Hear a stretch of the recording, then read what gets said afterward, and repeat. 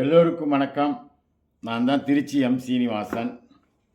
அன்பு நண்பர்களே, நடிகர் திலகம், உலக மகாநாயகன், கலைக்குரிசில் சிவாஜி அவர்களுடைய அற்புதங்களை ஒவ்வொரு வாரமும் பார்த்து வருகிறோம்.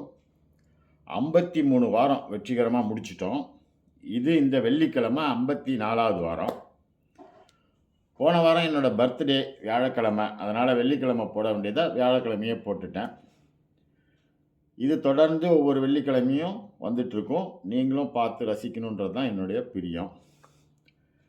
இந்த வாரம் நம்ம பார்க்க போகிற படம், அண்ணன் வந்து அதே செல்வி ஜெயலலிதா கூட சேர்ந்து நடித்த படம் தான் பார்க்க போகிறோம். நான் இப்போ கொஞ்சம் தொடர்ந்து எங்கிருந்து வந்தாலேருந்து அப்படி தொடர்ந்து ஜெயலலிதா சிவாஜி நடித்ததாக போட்டுட்டு வரேன். காரணம், ஜெயலலிதா வந்து எம்ஜிஆர் படத்தில் 1001 நடிக்க ஆரம்பித்து எம்ஜிஆர் கூடயே நிறையா நடிச்சிட்டு, அதிலெல்லாம் எதுவுமே பேர் சொல்கிற மாதிரி படங்கள் இல்லாமல் ஏதோ கொஞ்சம் ஓடி இருக்கலாம், வசூல் பண்ணியிருக்கலாம், நான் இல்லைன்னு சொல்ல. ஆனால் கேரக்டர், கதாபாத்திரம் வந்து பேர் சொல்கிற மாதிரிலாம் கிடையாது ஜெயலலிதாவுக்கு. அதன் பிறகு அவங்களுக்குள்ள ஒரு மனஸ்தாபம், அவரை விட்டு விலகி அண்ணன் சிவாஜி கிட்ட வந்து ஐக்கியமானவுடனே அண்ணன் என்ன பண்ணார், அவங்க அம்மா சந்தியா அண்ணனுக்கு ரொம்ப தெரிஞ்சவங்க, வேண்டியவங்க. ஜெயலலிதா சின்ன பிள்ளையே பரதநாட்டியம் ஆடி அதுக்கு அண்ணன் தான் தலைமை தாங்கி அதுக்கு வந்து தங்கச்சிலைன்னு பட்டம் கொடுத்தாரு. சின்ன பொண்ணு தான் அது அப்போது. அதன் பிறகு அது அண்ணன் கூட நடிக்கணும்னு வரும்போது அண்ணன் என்ன பண்ணார், இந்த காரணத்துக்காக வேண்டியே அவங்கள வந்து நல்லபடியாக பயன்படுத்தி அவர் படங்கள்லாம் வரிசையாக சான்ஸ் கொடுத்துட்டே வந்தார். அதாவது எப்படி சரோஜா தேவி வந்து எம்ஜிஆர் கூட நடித்ததெல்லாம் சும்மா கிளாமராக போயிட்டு, அண்ணன் கூட வந்து நடித்ததுக்கப்புறம் பாலும் பழமும் பாகப்பிரிவினையெல்லாம் வந்து அந்த அம்மாவுக்கு எப்படி ஒரு புதிய பறவையெல்லாம் பேர் வாங்கி கொடுத்துச்சோ, நல்ல நடிகைன்னு பேர் வாங்கி கொடுத்துச்சோ, அது மாதிரி ஜெயலலிதாவை அண்ணன் சிவாஜி கூட சேர்ந்து நடிக்க ஆரம்பித்ததுக்கப்புறம் தான் ஒரு நல்ல நடிகைன்னு இந்த தமிழ் திரையுலகத்துக்கு தெரிய வந்துச்சு, மக்களோட ரசனைக்கும் வந்துச்சு. இதுதான் உண்மை. அதை வந்து யார் வந்து ஜெயலலிதாவே உயிரோடு இன்றைக்கி இருந்து மறுத்தாலும் அது பொய் தான். உண்மை அதுதான். சிவாஜியால் தான் அந்த அம்மாவுக்கு பேர் கிடச்சிச்சு. அப்படி படங்களாக வரிசையாக அவர் கொடுத்தாரு. நல்ல நல்ல கதாபாத்திரமாக கொடுத்தாரு. எல்லாம் வெற்றி படம், சூப்பராக ஓடிச்சு. வெள்ளி விழா படங்களே நிறையா அதில் இருக்குது. அதுக்காக தான் அந்த அம்மா அவர் கூட நடித்த படங்களை நான் இப்போ வரிசையாக போகிறது என்னத்துக்குன்னா அதுக்கு தான். இந்த கதாபாத்திரத்தெல்லாம் நீங்கள் பாருங்கள், எப்படிலாம் அவர் சந்தர்ப்பம் கொடுத்தாரு, சான்ஸ் கொடுத்தாரு. ஆனால் அதுக்கெல்லாம் அவங்க நன்றியோடு இருக்கவே இல்லை. அதை வந்து பறைசாற்றணும், உங்கள் முன்னாடி நல்லா தெளிவுபடுத்தணுன்றதுக்காக தான் இப்போ நான் அந்த படங்களாக வரிசையாக போடுவேன், பாருங்கள். சந்தர்ப்ப சூழ்நிலை உங்களுக்கு வந்து ஒரு வாய்ப்பு அமைஞ்சிருக்கலாம். அரசியலில் நீங்கள் ஒரு பெரிய போஸ்ட்டுக்கெல்லாம் வந்திருக்கலாம், அதெல்லாம் நான் மறுக்கலை. அது உங்களோட தனிப்பட்ட சாமர்த்தியம்னு கூட வச்சுக்கலாம். ஆனால் ஏறி வந்த ஏணியை எட்டி உதைக்கக்கூடாது. இது வந்து சிவாஜியோட பாலிசி. நீ வந்து அவரோட சேர்ந்து நடித்து நல்ல பேரும் புகழும் வாங்கிட்டு நீ பாட்டுக்கு அரசியலில் பெரிய ஆளாக இரு, உன்னை வேணான்னு சொல்ல. அவரை போய் சீண்டக்கூடாது, அவருக்கு வந்து அவமரியாதை ஏற்படுத்தக்கூடாது. நன்றியை வந்து மனசில் வச்சுக்கிட்டு கடைசி வரைக்கும் இருக்கணும். அதுதான் ஒரு நல்ல ஒரு ஜென்மத்துக்கு அடையாளம். அது மாதிரி இல்லைங்கிறதுனால தான் இதை நான் மீண்டும் மீண்டும் இப்படி சொல்லி போட்டுகிட்டே வரேன். அண்ணன் சிவாஜிக்கு இது மட்டும் இல்லை, அவரோட என்ன சொல்கிறது, இன்னும் சில இதில் அரசியல் கட்சியில் கூட அவருக்கெல்லாம் அவமானம் ஏற்பட்டிருக்கு. அவ்வளோ உழைச்சாரு. ஒரு சிங்கிள் டீ கூட அந்த காசில், கட்சி காசில் அவர் குடித்ததில்ல. அவரோட பிள்ளைகளாகிய ரசிகர்கள் நாங்கள் அவருக்காக வேண்டி ஓடி ஓடி எங்கெங்கேயோ போஸ்டர் ஒட்டினோம். அந்த கட்சிக்காக கொடியை தூக்கிட்டு ஓடினோம். கூட்டத்துக்கெலாம் போய் நின்னோம் எங்கள் கை காசை செலவு பண்ணி. அவரும் அதே மாதிரி தான். அவரை வச்சு ஏறி அந்த ஏணியில் ஏறி மேலே வந்தவனெல்லாம் அவரை எட்டி வச்சுட்டாங்க. அந்த அனுபவம்லாம் அவருக்கு கசப்பான அனுபவங்கள்லாம் நிறைய ஏற்பட்டு போச்சு வாழ்க்கையில். என்ன சொல்கிறதுன்னு தெரில எனக்கு. அதெல்லாம் அவரோட தலையெழுத்துன்னு கூட நான் நினைப்பேன். போயிட்டு போகுது. அதனால் வந்து நாங்கள் ஒன்றும் என்றைக்கும் தாழ்ந்து போயிட மாட்டோம். அவர் வந்து சினிமாவை பொறுத்த வரைக்கும் அவர் என்றைக்கும் ராஜா தான். முடிசூடா மன்னன், என்ன சக்கரவர்த்தி. அந்த இது எங்களுக்கு போதும். அதை வந்து நாங்கள் என்றைக்கும் சந்தோஷமாக சொல்லிகிட்டு இருப்போம். இப்போ அண்ணன் வந்து அந்த ஜெயலலிதா கூட நடித்த படம் என்ன படம்? சில்வர் ஜூப்ளி படம், பட்டிக்காடா பட்டணமா. இந்த படம் வந்து கருப்பு வெள்ளை படமாக வந்துச்சு. படம் வந்த புதுசில் விமர்சனம் எழுதும்போது பத்திரிக்கைக்காரன்லாம் படம் கதை ரொம்ப நல்லா இருக்குது, ஆனால் பிளாக் அண்ட் ஒயிட் படம், இந்த காலத்தில் கலர் படம் எடுக்கிற காலத்தில் பிளாக் அண்ட் ஒயிட்டில் எடுத்துட்டாங்க, அதனால் ஓடுமான்னு சரி தெரியல அப்படின்னு தான் விமர்சனம்லாம் வந்துச்சு. ஆனால் கடைசியில் அந்த படம் அண்ணன் சிவாஜி நடித்தா கருப்பு வெள்ளையாக இருந்தாருன்னா, கலராக இருந்தாருன்னா, வெங்காயமாக இருந்தாருன்னா, படம் அவர் கொடுத்தாருன்னா அவ்வளோதான், அது முடிஞ்சு போச்சு. படம் சில்வர் ஜூப்ளி, வெள்ளி விழா படம். அண்ணனோட 156வது படம். 6/5/1972 ரிலீஸு. அந்த 1972 ரிலீஸ் ஆன படங்கள் ராஜா, ஞானஒளி, பட்டிக்காடா பட்டணமா, தர்மம் எங்கே, தவப்புதல்வன், வசந்த மாளிகை, நீதி. 1972 7 படம். இந்த 7 படத்தில் ராஜா, ஞானஒளி, நீதி, தவப்புதல்வன் 4 100 நாள், பட்டிக்காடா பட்டணமா, வசந்த மாளிகை, வெள்ளி விழா, சில்வர் ஜூப்ளி. அதில் பாருங்கள் எல்லா படமும் ஹிட்டுங்க. ஒரே படம் தர்மம் எங்கே, அது மட்டும்தாங்க கொஞ்சம் 100 நாள் ஓடலை. அதுக்கு முன்னாடி பார்த்தீங்கன்னா அப்படியே 1971 லாஸ்ட்டில் வந்தது பாபு, அது 100 நாள். அதுக்கப்புறம் தான் ராஜா, ஞானஒளி அப்படியே வரிசையாக எல்லாம் 100 நாள் 100 நாள் 175 நாள் இப்படியே ஓடி இருக்கு. அதுக்கப்புறம் 1972 நீதி முடிஞ்சோன்னா 1973 ஃபஸ்ட்டு படம் பாரத விலாஸ் 100 நாள். அதுக்கு அடுத்த ராஜராஜ சோழன் 100 நாள். எவ்வளோ பெரிய சாதனை பாருங்கள். இதெல்லாம் என்னங்க ஆச்சரியமாக இருக்குது. இதெல்லாம் நம்ம பார்க்கும்போது தாங்க இதெல்லாம் கண்டுபிடிக்க முடியுது. ஒரு படம் தாங்க ஃபெயிலியர். 1971 லாஸ்ட்டு படம் பாபுல ஆரம்பித்து 1972 7 படம் வரிசையாக முடிஞ்சு 1973 ஃபஸ்ட்டு அண்ட் செகண்ட் படம் ராஜராஜ சோழன் வரைக்கும் எல்லாமே வெற்றி படம். அதில் வந்து 2 படம் சில்வர் ஜூப்ளி, மீதி எல்லாம் 100 நாள். ஒரே ஒரு படம் தர்மம் எங்கே. இது வந்து எவ்வளோ பெரிய சாதனை. 7 2 9 9 10 படத்தில் ஒரு படம் தான் 100 டேஸ் ஓடலைனாக்கா இது என்ன சாதனை எந்த நடிகன் செஞ்சுருக்கான்? இது வந்து ரொம்ப மிகப்பெரிய சாதனைங்க. எனக்கு தெரிஞ்சு எவனுமே இருக்க மாட்டான். தெலுங்குலையோ, மலையாளத்துலேயோ, கன்னடத்துலேயோ, இல்லை வேறு மொழிங்கள்லையோ, ஹிந்திலேயோ எவனுமே உலக அளவில் எவனுமே இருக்க மாட்டான். இப்படி ஒரு சாதனையெல்லாம் பண்ணியிருக்க மாட்டானுங்க. இப்படிலாம் அவர் பண்ணதுனால அது போதும் எங்களுக்கு. அதில் வந்து அவர் கிங்கு நிற்கிறார்ல, அப்படியே கௌரவத்தில் சொல்லுவார்ல, தொழிலில் என் கூட போட்டி மோதுனா அவ்வளோதான் அப்படின்னு. அதுதான் அந்த மனுஷன் வந்து எங்களுக்கு பெருமையை தேடி கொடுத்துட்டு போனது. அதனால தான் அவரை நாங்கள் இன்றைக்கும் எங்கள் தலையில் தூக்கி வச்சுட்டு ஆடிக்கிட்டே இருக்கோம், ஆடிக்கிட்டு தான் இருப்போம் கடைசி வரைக்கும். இப்போ நம்ம அந்த பட்டிக்காடா பட்டணமா படம் வந்து கதை தான் உங்களுக்கு தெரியும். பட்டிக்காடா பட்டணமா டைட்டில். அது கடைசியில் யார் ஜெயிப்பான்றது உங்களுக்கு தெரியும். அது நம்ம நாட்டு கலாச்சாரம் அப்படி. ஆனால் கதை பார்த்திங்கன்னா வெயிட்டு. அண்ணனோட நடிப்பு பிரமாதம். ஜெயலலிதாவுக்கு அந்த அம்மாவுக்கு கொடுத்த கேரக்டர் அருமையாக செஞ்சுருப்பாங்க. அதான் தெரியுமே உங்களுக்கு. இந்த மாதிரி கேரக்டர்லாம் அவங்க நல்லா செய்வாங்க. அந்த மாதிரி ஒரு மாதிரி துமுறா நடிக்கிற மாதிரினா அவங்களுக்கு குணமே அப்படி துமுறான குணம் தான். அதனால் இந்த மாதிரி கதாபாத்திரமும் ஈஸியாக செஞ்சுட்டு போயிடுவாங்க. அண்ணன் சிவாஜி அந்த மாதிரி கதாபாத்திரத்தெல்லாம் கொடுத்து அவங்கள வந்து நல்ல பெருமைக்கு தேடி கொடுத்தாரு. அதுக்கு வந்து நிறையா அவருக்கு பதிலுக்கு பரிசுகளும் அந்த அம்மாட்டேருந்து நிறையா கிடச்சிச்சு. புரியுதா நான் சொல்கிறது? பரிசுகள், அவமான பரிசுகள்லாம் கிடச்சிச்சு. அதெல்லாம் ரொம்ப வேதனைக்குரிய செயல். நல்லவன் வாழ்வான். எப்படி வாழ்வான்? இறந்தாலும் வாழ்வான். அது சிவாஜி. என்னடா நல்லவன் வாழ்வான் எம்ஜிஆர் படம் டைட்டில் சொல்கிறேன்னு நினைக்காதீங்க. அது டைட்டில் அவ்வளோதான் அவர். ஆனால் சிவாஜியை பொறுத்த வரைக்கும் நல்லவன் அப்படிங்கிறது கடவுளே சொல்லிட்டாரு. அவர் நல்லபடியாக அவரோட புகழ் வாழ்ந்துட்டு தான் இருக்கும். இப்போ நம்ம அந்த பட்டிக்காடப்பட்ட மலர்ந்து காட்சிகளை பார்ப்போமா? வாங்க பார்ப்போம். பார்ப்போமா தலைவரை? அம்பிகையே ஈஸ்வரியே என்னை ஆள வந்து கோயில் கொண்ட குங்குமக்காரி,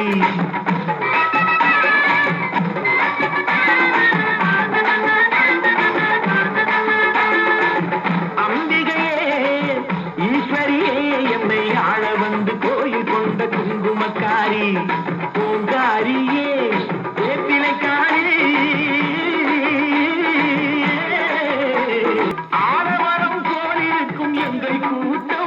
எம்மை ஆதரித்து வாழ்த்துதடி முத்துமாரி, சிவகாமி உமையவளே முத்துமாரி, உன் செல்வனுக்கு காண உண்டு முத்துமாரி,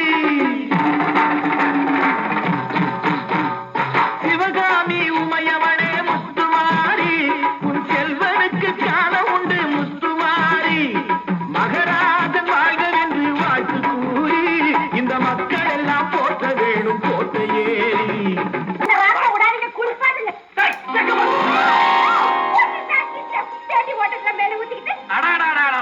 என் மக மேல மஞ்சள் தண்ணி நல்ல சருதம். வாங்க மாமா, வாங்க.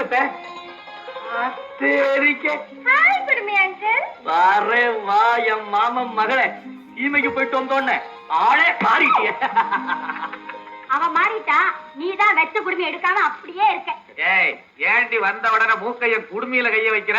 மாமா, நான் எப்படி என் குடுமியை மாத்திக்கலையோ அதே மாதிரி அத்தையும் குணத்தை மாத்திக்கிறேன். என்னடி லட்டு? இந்த வில்லேஜ் எல்லாம் சுத்தி பார்க்கணும்னு ஆசையா இருக்கு. என்ன கூட்டிட்டு போறீங்களா? ஆமா, இந்த பட்டிக்காட்டுல பாக்குறதுக்கு என்ன இருக்கு? பட்டணத்துல இல்லாத பண்பும் ஒழுக்கமும் பட்டிக்காட்டுல தான் இருக்கு.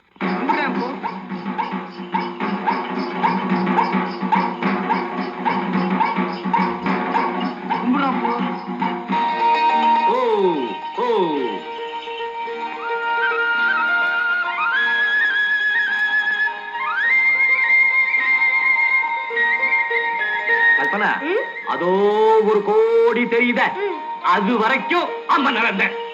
அதோ வாழைத்தோட்டம் தெரியுத, அதுக்கு அங்கிட்டும் அமிழ்த.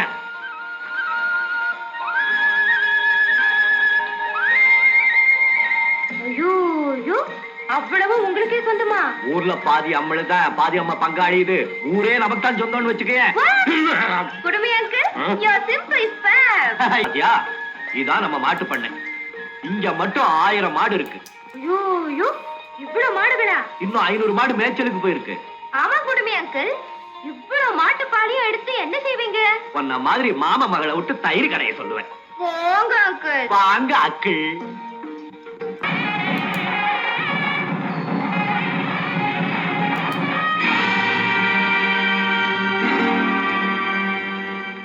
அப்பா, நல்ல சமயத்துல வந்தான். மூக்கையா, மரியாதை அந்த தாலியை கொடு.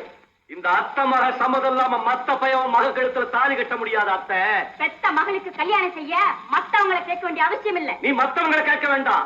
உன் மகளோட சடங்குக்கு கையில கடா பிடிச்சு தட்டு வரிசை ஏந்தி கொட்டு மேளத்தோட வந்து கல்பனாவுக்கு பட்டு புடவை கட்டி விட்டதுன்னா என்ன கேட்கணுமா இல்லையா எங்க ஐத்த?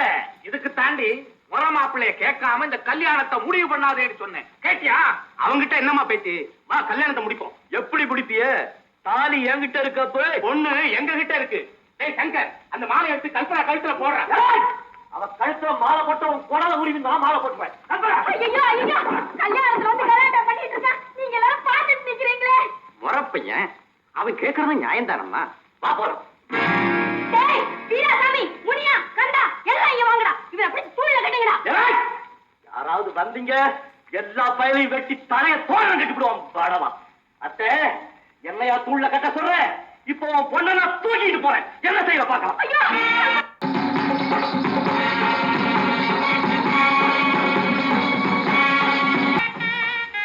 ஆரியாத்தால மனசுல நினைச்சுக்கிட்டு பொண்ணு கழுத்து தாலியை கட்டுப்பா. என்ன தைரியம் இருந்தா எங்க ஊருக்கு வந்து கல்யாணத்தை தடுக்க வந்திருக்கீங்க. நீங்க எல்லாம் ஏன் வர்றீங்க? மூக்கைய சரியான ஆம்பளையா இருந்தா எங்களுக்கு பதில் சொல்லிட்டு அப்புறம் தாலி கட்டட்டும். எங்க அண்ணன் நான் பதில் சொல்றதும் பாடுவா. முதல்ல எனக்கு பதில் சொல்லு. இது என் சொந்த விஷயம். தயவு செஞ்சு யாரும் தலையிட வேண்டாம். நான் பாத்துக்கிறேன். ரெண்டு வையுங்க. கேட்டா தடி எடுக்கிறவெல்லாம் தண்டல்காரன், கத்தி எடுக்கிறவெல்லாம் வீரனா? புறாக்கம்.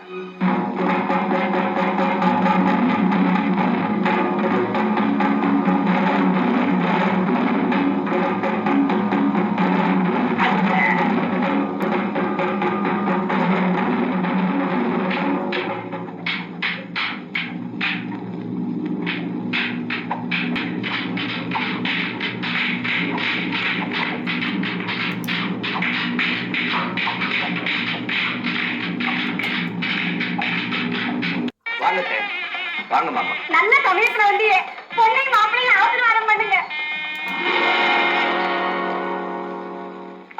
பொண்ணோட நன்மைக்காகதான் நான் அவன் கழுத்துல தாலி கட்டினேன். நடந்ததை வந்துட்டு எங்களை ஆசீர்வாதம் பண்ணுங்க. விருப்பம் என் பொண்ணை தூக்கிட்டு வந்து தாலி கட்டிட்டியே, நீ நல்லா இருப்பியா? மம்மி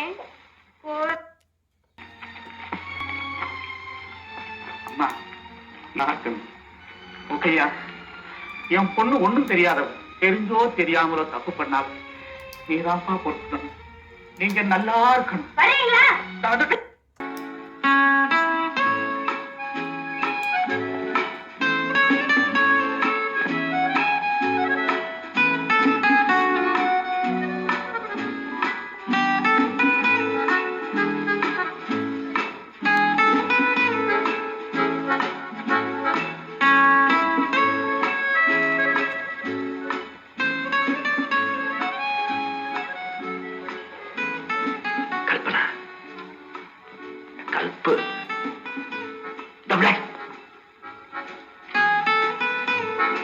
ஏன் அங்கே நிக்கிறீங்க? Come on. எனக்கு வெக்கமா இருக்குல்ல. நம்ம ரெண்டு பேருக்கும் இன்னைக்கு தானே முதல் ராத்திரி.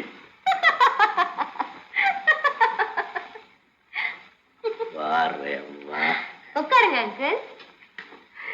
நீ சிரிக்கும் போது எப்படி இருக்கு தெரியுமா? எப்படி இருக்கு? தாய ஆடும்போது சோவிய குளிக்கு போடுவோமே, கலகல கல கல கலகலன், அத மாதிரி இருக்கு. அப்புறம் உன் கண்ணு இருக்கே, அது மதுரை வீர கை கடை மாதிரி பட பட பட பட மின்னுது. அப்புறம் உன் உதடு உதடு நல்லா சோழ வந்தாவே சவசவன்னு இருக்குது. அப்புறம் ஓ இது இருக்கே, எது? கையே வாழைத்தண்டு மாதிரி வளவளா வளவளான்னு இருக்கு. மொத்தத்துல உன்னை பார்க்கும்போது ஒரு தங்கச்சலை மாதிரி இருக்க. உன்னை எனக்கு ரொம்ப பிடிச்சிருக்கு.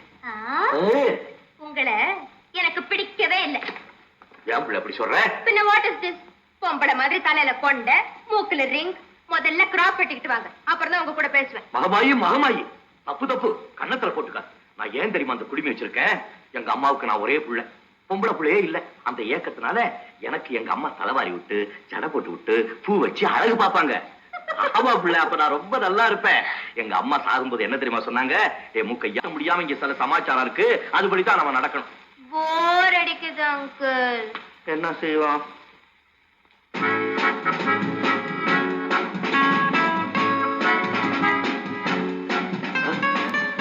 அங்கிள், என்ன உங்களுக்கு கோகோ தெரியுமா?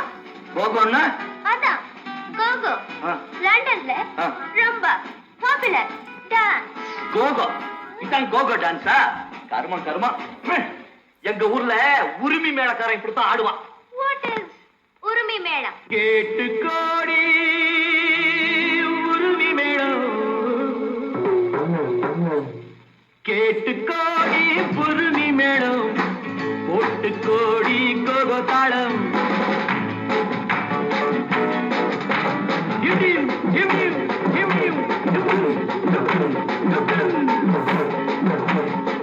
கேட்டு கோடி உரிமை மேளம், போட்டு கோடி கோகோ தாளம்.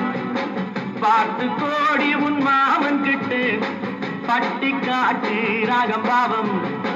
பார்த்து கோடி உன் மாமன் கிட்டு பட்டி காட்டு ராகம் பாவம்.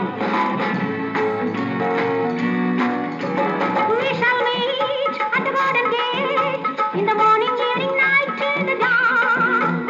We shall meet, be together in the morning, evening, night till the dawn.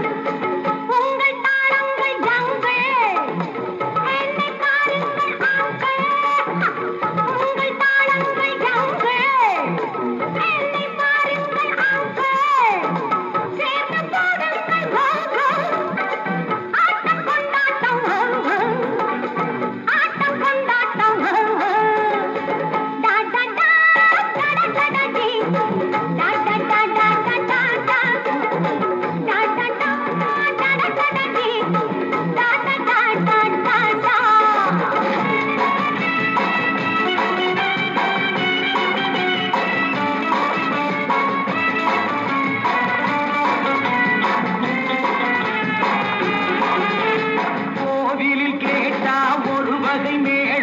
கொட்டாக கொட்டு மடி அடியம்மாடி கொட்டாக கொட்டு மடி கோவல நாடு பாடலை கேட்டால் தட்டாமல் தட்டு மடி கை தட்டாமல் தட்டு மடி சந்திரமதியை காட்டில் விட்டு பாட சொல்லட்டா சங்கதி எல்லாம் புட்டு புட்டு போட சொல்லட்டா சங்கதி எல்லாம் புட்டு புட்டு சங்கதி எல்லாம் புட்டு புட்டு போட சொல்லட்டா கேட்டு கோடி பொருமி மேளம் ஒட்டு கோடி கோகோ தாளம் பார்த்து கோடி உன் மாமன் கிட்ட பட்டி காட்டு ராகம் பாவம் இருந்து காதல் பேசம்மா எண்ணியதெல்லாம் பேசி பேசி ஆசை தீரம்மா கேட்டு கோடி புருமி மேளம் போட்டு கோடி கோகோ தாளம் பார்த்து கோடி உன் மாமன் கிட்ட பட்டி காட்டு ராகம் பாவம்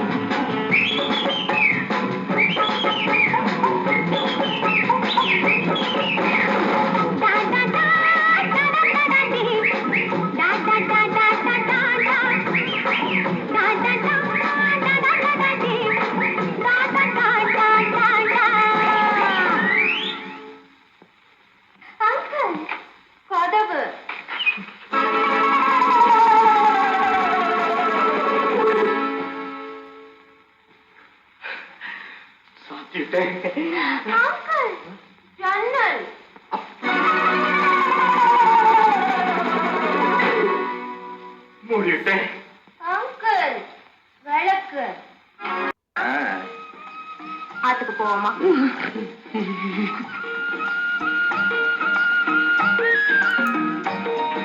வணக்கம் போ வணக்கம் வணக்கம் உட்கார் என்ன மச்சான் எல்லாம் என்னையே முறைச்சு முறைச்சு பாக்குதுங்க. அதுவா இத்தனை வருஷமா சித்திர மாச நிலா வாரத்துல தானே வரும். இன்னைக்கு என்னடா மூக்கைய கைய புடிச்சுக்கிட்டு வருதேன்னு எல்லாரும் பாக்குறாங்க. மச்சான் பாத்தியா குப்பமா பட்டணத்து பொண்ணு எப்படி மாறிட்டா? அவளா மாறிட்டா? எல்லாம் நம்ம மூக்க அண்ணன் தான் மாத்திட்டாரு. அல்பு போன வருஷம் நிலாவுக்கு இங்க நான் தனியா வந்தேன். இந்த வருஷம் பொஞ்சாதியோட வந்திருக்கேன். அடுத்த வருஷம் ஆசைய பாரு. அடடா எவ்வளவு அழகான குழந்தை. அடுத்த குழந்தைக்கு இப்போது அவசரப்படாதேம்மா. அப்போதுதான் இவனை சரியாக வளர்க்க முடியும்.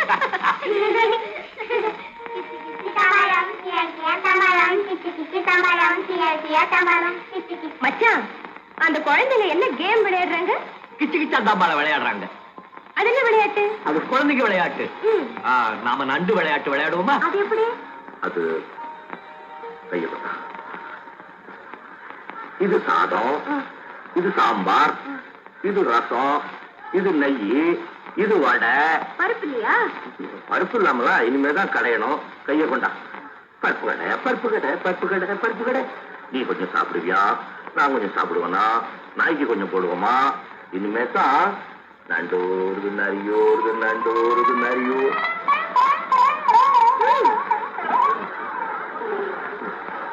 நண்டோருது நரியோருது நண்டோருது நரியோருது நரியோருது. அடி என்னடி ராக்கம்மா பல்லாக்கு நெளிப்பு என் நெஞ்சு குலுங்குதடி. திரு கண்ணாடி மூக்குத்தி மாணிக்க செவப்பு மச்சான இழுக்குதடி.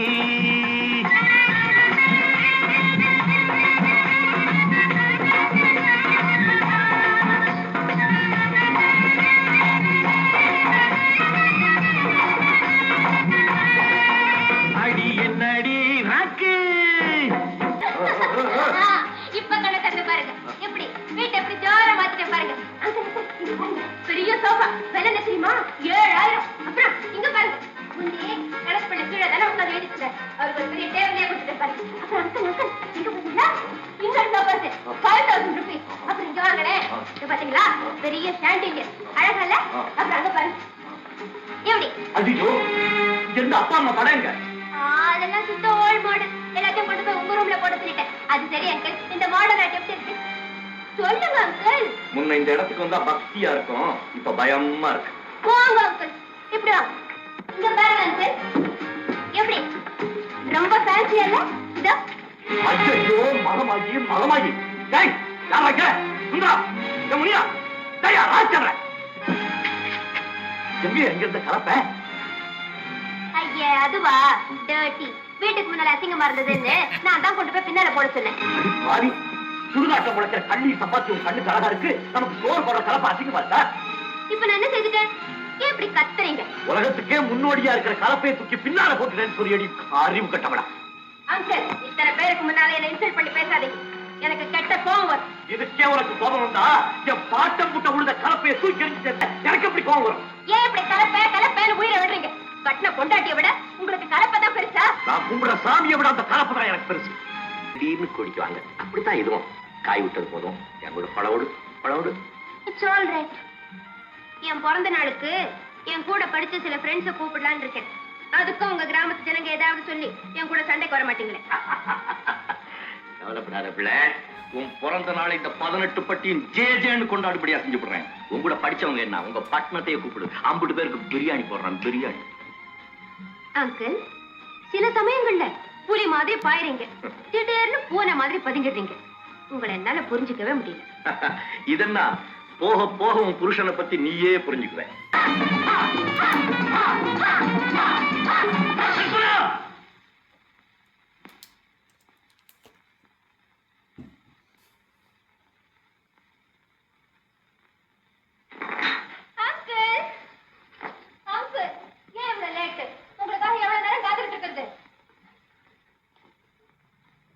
ரவுடி பசங்க என் வீட்டுக்குள்ள வந்து குடிச்சிட்டு கும்மாளம் போடுறதுக்கு உங்களுக்கு என்ன தைரியம் இருக்கணும்?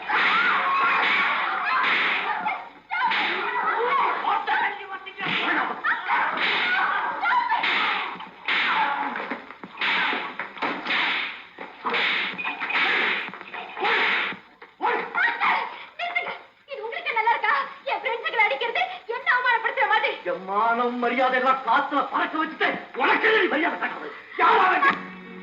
என் பொண்ணு ஒண்ணும் தெரியாதவ, தெரிஞ்சோ தெரியாமலோ தப்பு பண்ணாது. நீதான்ப்பா பொறுக்கணும்.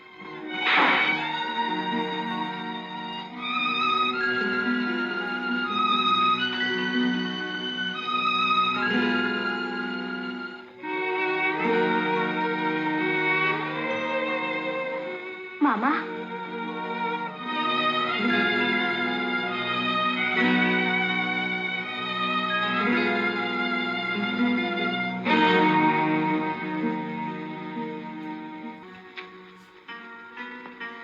வக்கீல் நோட்டீஸ்.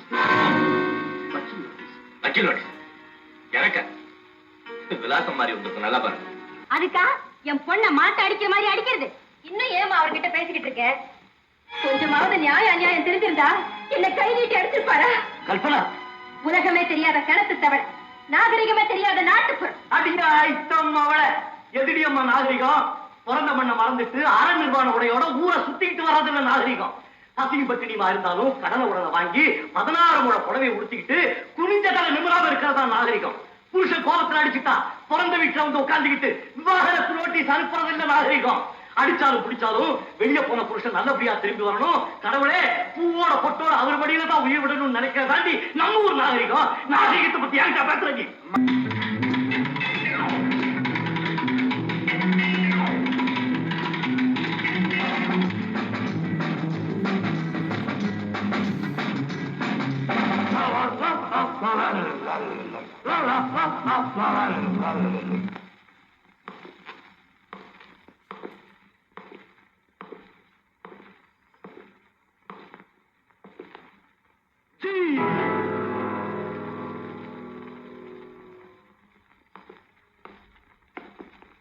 என் பேர் முகேஷ்.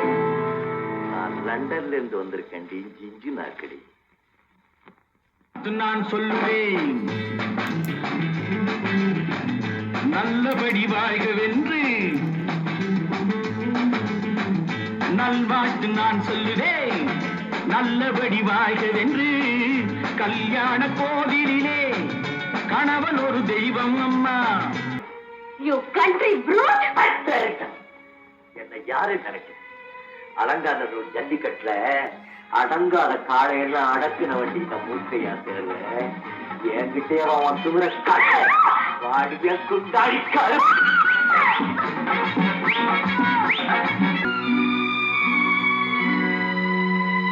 கல்பனா, உன்னை திருத்தறதுக்காக நான் செய்த முயற்சி எல்லாம் வீணாய் போச்சு. இன்னையிலிருந்து உனக்கு எனக்கு இருந்த உறவு அறுந்து போச்சு. மாமா,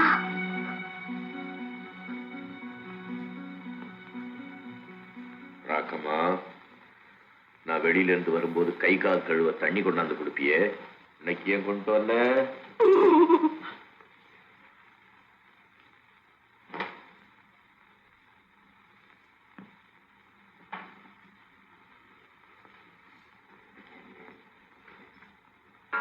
அக்கா வரலையா மாமா?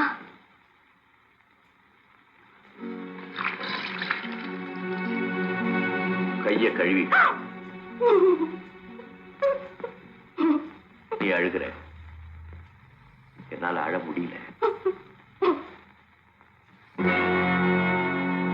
அடி என்னடி ராக்கம்மா, என்னென்ன நினைப்பு என் நெஞ்சு குலுங்குதடி. சிறு கண்ணாடி மூக்குத்தி மாணிக்க சிவப்பு கண்ணீரில் நனையுதடி.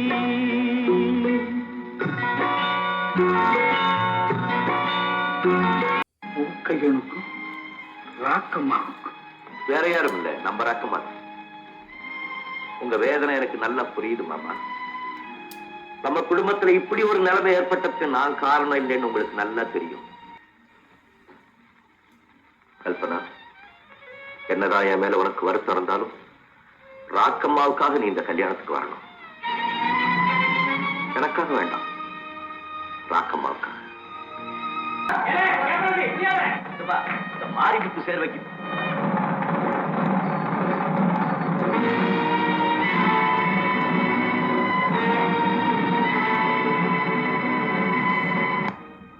மாமா என்ன வரல?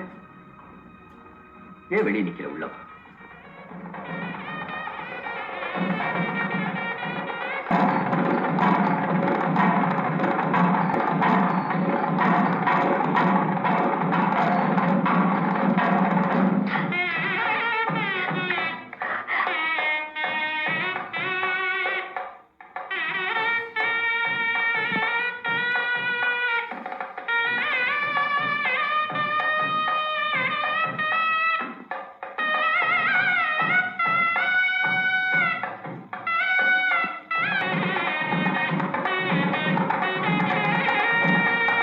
ஏன் கேட்கிறேன்?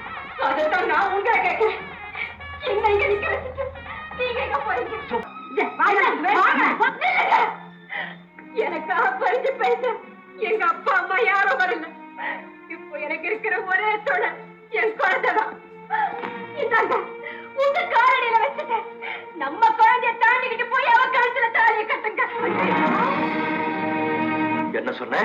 தொட்டதுக்கெல்லாம் தமிழ் பண்பாடு நாகரிகம்னு வாய் வலிக்காம சொல்லுவீங்களே, இதுதான் உங்க நாகரிகமா? நாகரிகத்தை பத்தி என்கிட்ட பேசுறேன்? உலகத்துக்கே நாகரிகம் கத்து கொடுத்த நாட்டுல பிறந்த மர தமிழ் அண்டினா. கண்டதே காட்சி, கொண்டதே கோலம், பேசுறது ஒண்ணு செய்யறது ஒண்ணு நிறைய பண்பு கட்ட ஜென்மம் நான் இல்ல. அந்த காலத்துல நம்ம நாட்டு பெரியவங்க வியாபாரத்துக்காக வெளிநாடு போனாங்கன்னா நம்ம நாட்டு நாகரிகத்தை வெளிநாட்டுல பரப்பிட்டு வருவாங்க. இப்ப வெளிநாட்டுக்கு படிக்க போற ஒன்ன மாதிரி சிலதுகள் நாகரிகம்ங்கிற பேரால எதையோ கத்துக்கிட்டு வந்து நம்ம நாட்டுல பரவ விட்டதுனாலதான் இங்க தேவைகள் அதிகமாகி போய் வறுமை, திருட்டு, பசி, பட்டினி, விபச்சாரம் மறைஞ்சு போய் பட்டணமே கெட்டு குட்டிச்சவரா போச்சு. அந்த காலத்துல இருந்து இந்த காலம் வரைக்கும் தமிழனுடைய நாகரிகத்தை, ஏன் நம்ம இந்திய கலாச்சாரத்தை காப்பாத்திக்கிட்டு வர்றது எங்க பட்டிக்காடு. உயிரே போனாலும் உங்க பாழா பண்ண நாகரிகத்தை இங்க நுழைய விட மாட்டேன். அந்த பட்டிக்காட்டுல பிறந்த என்கிட்ட நாகரிகத்தை பத்தி பேசுற பொடிபடியும் அறிவு கட்டப்பட முகையா.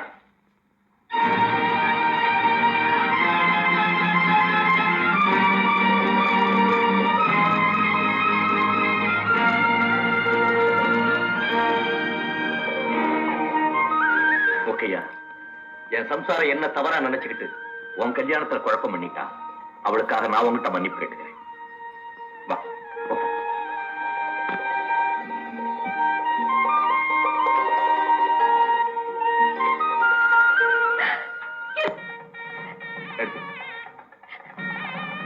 கை நிறைய எடுத்து